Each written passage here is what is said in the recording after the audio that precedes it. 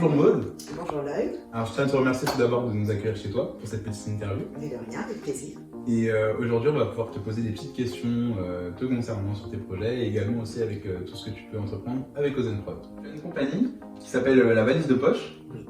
Et qu'est-ce que tu pourrais nous dire dessus? Alors La Valise de Poche est une compagnie de théâtre professionnelle que j'ai Oui. montée en 2012 à La Rochelle. Ok.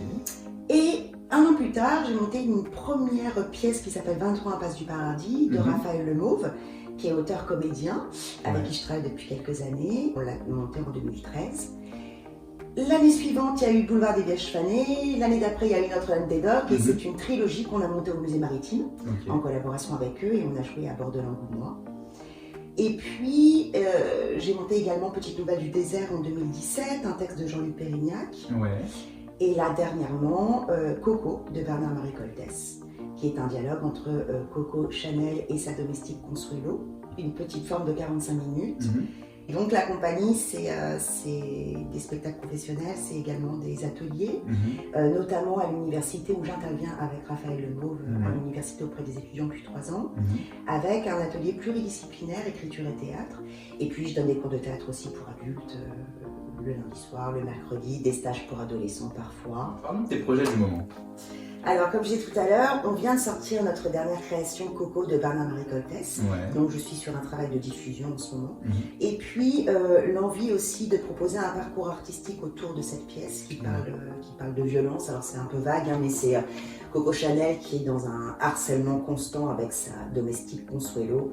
Et pour moi, c'est vraiment un dialogue entre la misogynie de la part de Coco Chanel et le féminisme de la part de Consuelo.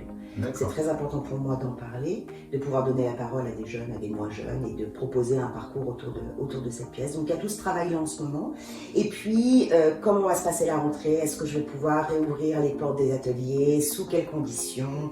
Voilà, il y a aussi l'envie de préparer une prochaine création, mais bon, tout se fait petit à petit. À propos de Ozenprod, on aurait aimé savoir comment se passe la préparation du spectacle Métamorphose.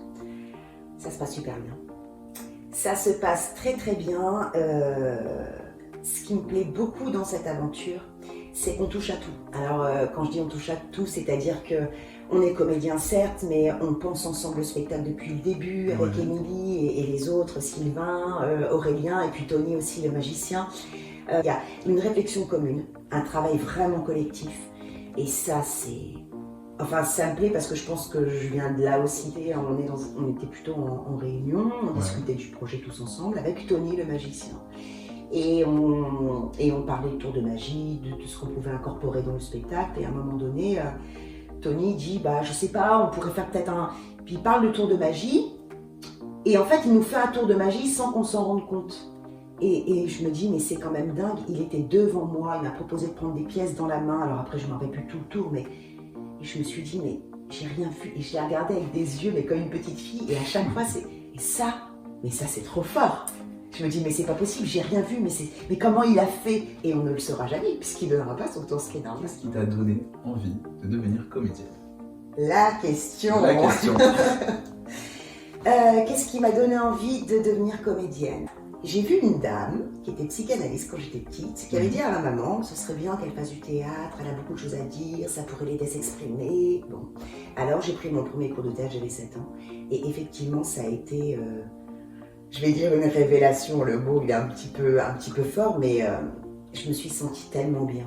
Je me suis sentie tellement bien à parler, à dire toutes les improvisations, à échanger avec les autres, un bonheur, un épanouissement, comme si c'était ma place. Ça veut pas dire grand chose de dire ça. Et puis j'ai continué, en fait j'ai jamais arrêté le théâtre. Et puis au fur et à mesure du temps, je me disais aussi, je pourrais faire tous les métiers du monde. Voilà. Je te remercie pour toutes ces petites informations que tu nous as transmises aujourd'hui. Merci Lloyd. Et j'aimerais savoir où est-ce qu'on peut te retrouver. Alors la compagnie a un site, www.lavalisedepoche.fr. On a une page Facebook aussi où il y a plutôt l'actu sur la page Facebook. Et bientôt la newsletter, bientôt les infos. Mais bon, pour l'instant, je suis en préparation. Ok, voilà. Écoute, c'est super. Je te remercie beaucoup pour ce temps que tu nous as accordé. Merci beaucoup. Et à très bientôt pour de nouvelles aventures. Et merci à toi.